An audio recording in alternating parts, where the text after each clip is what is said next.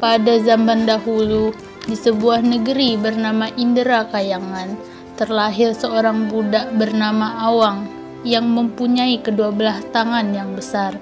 Ia tinggal bersama ibunya, Emak Melo.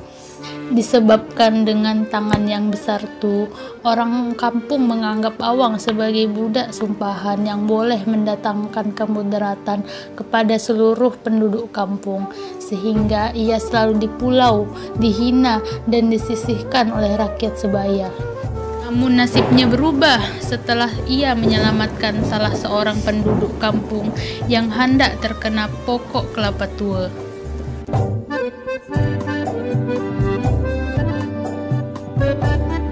Bukankah itu Awang si tangan besar? Tuan hambakah Awang si tangan besar tuh yang suka tolong orang kampung nih? Wah, bukankah ini Putri Cendana? Apa dia buat kak sini? Cantik sungguh putri ini. Yah, patilah orang tuh. Patutkah aku beritahu emak ya? Emak, Awang rasa Awang dah jatuh cinta dengan Tuan Putri Cendana. Awang nak kawin dengan Tuan Putri itu, mak. Apa? Tuan hamba nak kawin dengan Tuan Putri? Dah gila kah kau tuang? Awang rasa Awang dah jumpa cinta sejati. Jadi Awang mula kak hidup baru. Apa kata kita pergi istana dan meminang Putri Cendana, mak? Baiklah, esok kita coba pergi istana. Pada keesokan harinya, Awang dan Emak Melu pergi menghadap Raja Indrakayangan untuk meminang putri Raja Cendana. Raja Indrakayangan pun terkejut dengan pinangan yang diberi Emak Melu. Apa? Tuan hamba nak meminang putri beta? Semua orang yang di situ mentertawakan Awang dan Emak Melu atas kebijaksanaan Raja Indrakayangan. Beliau meletakkan syarat, jika Awang memperolehi 7 biji mutiara sebesar telur angsa, baru pinangannya diterima. Esokan harinya, Awang pun memulakan perjalanannya menuju ke laut tanpa rasa ragu-ragu. Wah, luasnya laut nih.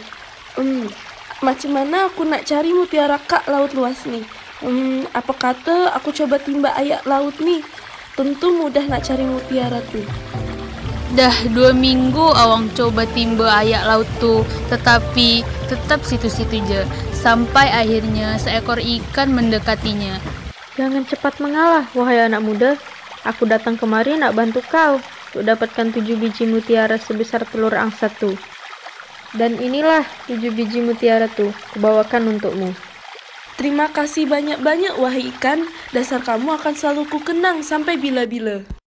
Esokan hari pun, Awang pergi ke istana membawa 7 biji mutiara tersebut, membuat seluruh rakyat termasuk Raja Indrakayangan amat terkejut atas perjanjian yang telah beliau syaratkan. Akhirnya, Raja Indrakayangan bersetuju menikahkan putri Raja Cendana dengan Awang. Begitulah berakhirnya cerita Awang si tangan besar.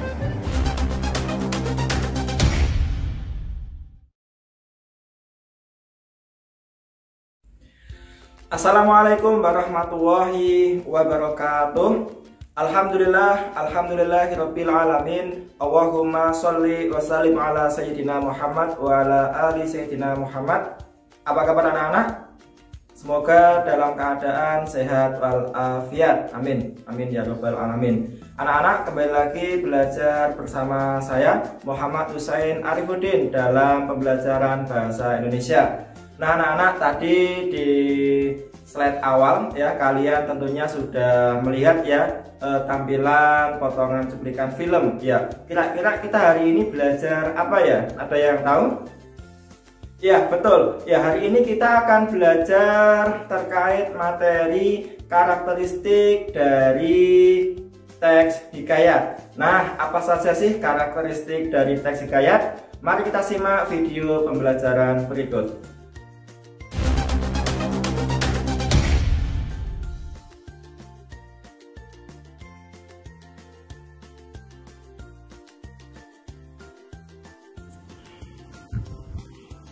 Ya anak-anak, pada kesempatan kali ini kita akan mempelajari materi selanjutnya, yaitu materi karakteristik hikayat. Namun sebelum kita memulai, mari kita awali dengan baca basmalah terlebih dahulu.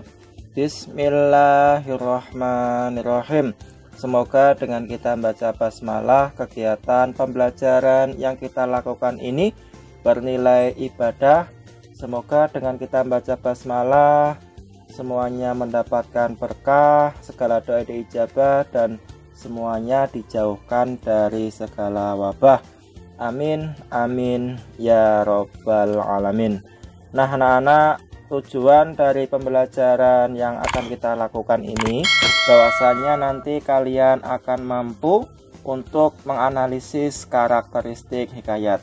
Apa sih karakteristik dari hikayat itu? Nah nanti insya Allah akan kita pelajari di pertemuan ini. Di dalam sebuah surat di Al-Quran, surat Yusuf ayat 111 bahwasanya disebutkan, laqad kana fi qasasihim ibratul liulil albab, maka hadisa yuftara walakin tasdiqal ladzi baina yadayhi wa tafsila kulli syai'in wa huda wa rahmatan liqaumin yu'minun. Sesungguhnya pada kisah-kisah mereka, pada nabi dan umat mereka, terdapat pelajaran bagi orang-orang yang mempunyai akal sehat. Al-Quran itu bukanlah cerita yang dibuat-buat, akan tetapi membenarkan kitab-kitab yang sebelumnya dan menjelaskan segala sesuatu, serta sebagai petunjuk dan rahmat bagi orang-orang yang beriman.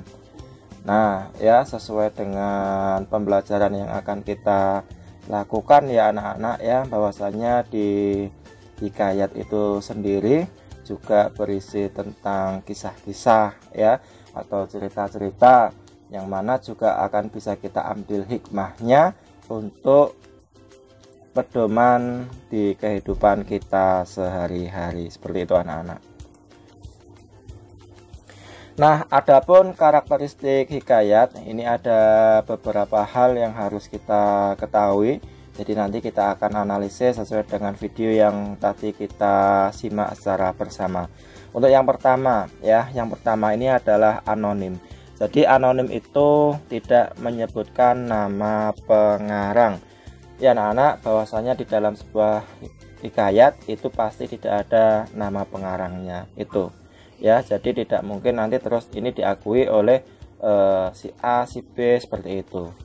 Terus yang kedua, bercerita terkait ya istana sentris, yaitu seputar kehidupan istana atau kerajaan. Nah hikayat itu untuk yang kedua ini, kalau istana sentris, untuk penanda atau kata kuncinya itu adalah ada kerajaannya, ada hulu balang, perdana menteri, terus ada rakyat ya, terus ada ya nama kerajaan itu sendiri. Nah ini berhubungan dengan istana sentris ya. Biasanya nanti di dalam sebuah teks, kalau nanti disebutkan untuk pembuktian istana sentris, ya cari saja untuk rajanya, rakyatnya, kerajaannya, patih atau hulu balangnya, panglimanya ya, permaisurinya. Nah ini berhubungan dengan istana sentris. Terus yang ketiga, ini bersifat tetap ya, bersifat tetap atau statis. Ini tidak mengalami perubahan. Nah, ini berbeda dengan sinetron anak-anak ya yang kalian lihat. Kalau sinetron itu biasanya sifatnya dinamis ya. Jadi nanti ada episode 1, episode 2, episode 3 sampai mungkin episode 100 ya, seperti itu. Nah, tapi kalau hikayat ini sifatnya statis. Jadi ya ceritanya ya seperti itu saja, tidak mengalami penambahan cerita ya. Hikayat 1, hikayat 2 tidak seperti itu. Ini adalah statis. Terus komunal ya, komunal ini menjadi milik masyarakat umum ya. Jadi komunal ini tidak bisa diakui secara pribadi, seperti itu anak-anak. Dan selanjutnya setelah komunal ini adalah didaktis ya, didaktis. Jadi didaktis itu berisi nilai-nilai pendidikan ya. Jadi di sini berisi tentang nilai-nilai pendidikan. Ini adalah didaktis. Jadi nanti ada hal yang bisa kita contoh ya terkait dari isi hikayat itu sendiri. Terus selanjutnya adalah kata arkais. Ya, kata arkais itu sesuatu kata yang kuno dan tidak lazim lagi untuk dipakai di zaman sekarang. Ya, contohnya ini hatta, hulu balang, sebermula. Nah, itu anak-anak ya, jadi kata-kata arkais. Jadi nanti kalau hikayat itu emang bahasanya bahasa Melayu klasik, sehingga nanti ini yang agak susah untuk kita pahami ya, seperti itu, kata Melayu klasik ya, kuno, karena itu kata tidak lazim ya kita dengar di zaman sekarang, seperti itu. Terus ada kemustahilan cerita. Jadi cerita tersebut itu tidak logis atau tidak bisa dinalar ya. Seperti contohnya tadi itu, kemustahilan cerita bahwasannya ikan dapat berbicara. Itu adalah kemustahilan cerita. Biasanya di dalam cerita yang lain itu yang sering keluar itu adalah seseorang yang keluar dari batu. Nah, ini adalah kemustahilan cerita. Nih. Terus kesaktian tokoh, lah ini tokohnya sakti, biasanya nanti mempunyai kekuatan yang luar biasa untuk bisa mengalahkan tokoh yang kurang baik ya, seperti itu. Ini kesaktian tokoh. Jadi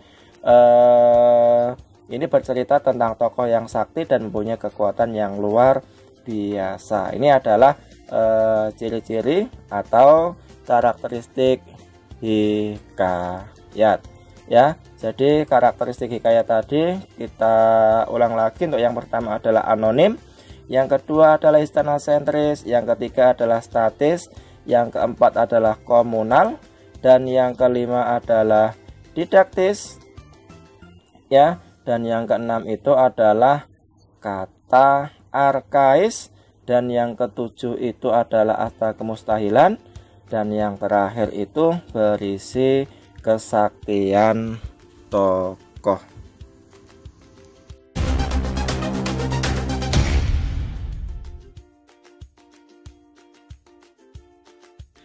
Demikianlah pembelajaran yang bisa kita lakukan, semoga bisa bermanfaat, terus berprestasi walau di tengah pandemi. Assalamualaikum warahmatullahi wabarakatuh.